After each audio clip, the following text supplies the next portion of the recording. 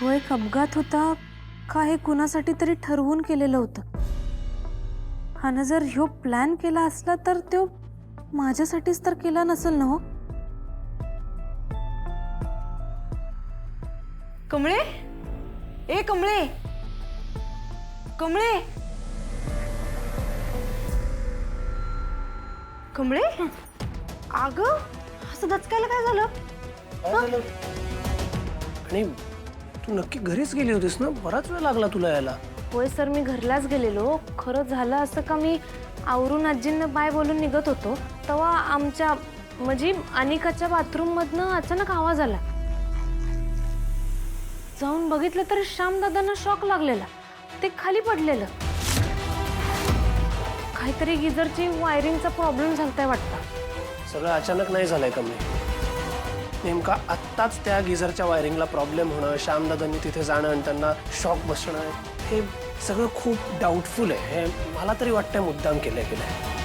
वय मला बी असंच वाटायलंय कमळीसाठीच कोणीतरी केलंय. निंग्या का काय बोलतेस तू? नाही कमळी ती बरोबर बोलतीये. सर त्या लोकांनी कमळे तिथं नको आहे आणि कमळे यासाठी ती लोक तुझ्या जीवावर उठल्यात. मला तर त्या घरात राहताना काय हीच भीती वाटत असते. आणि त्या घरातल्या बायका कशा आहेत हे काही तुला माहित नाही वय? त्या केवढ्या कारस्थानी आहेत ते कवा काय करतील त्याचा काही नेम आहे वय?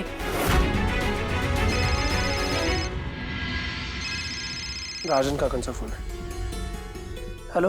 हॅलो ऋषी, कमळी आहे तिकडे? हो, मी 1 मिनिट स्पीकरला टाकतो.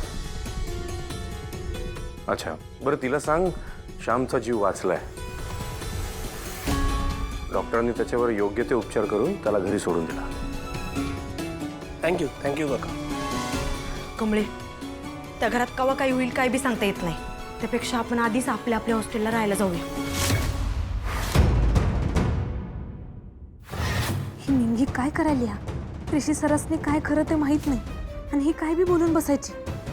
तिला काय बोलायच्या आत थांबवायला पाहिजे. निंगी अगं काय बोलायलीस तू? असं कसं हॉस्टेलला जायचं मी? आत्ता कुठं अन्नपूर्णा आजींची तब्येत बरी व्हायला लागली. मग अशा अवस्थेत मी त्यासनी सोडून असं जायचं का हॉस्टेलवर? आणि मी काय म्हणतो, त्या बायकांना काय घाबरायची गरज आहे? मी कोण आहे? मी कमळी महाजन आहे. त्यामुळं माझ्याच घरी मी घाबरणार थोडी आहे. वय वय तू बरोबर बोलतीयस. तुझंच घर आहे ते आणि तुझ्या घरात मी कशाला घाबरतोय? बरोबर.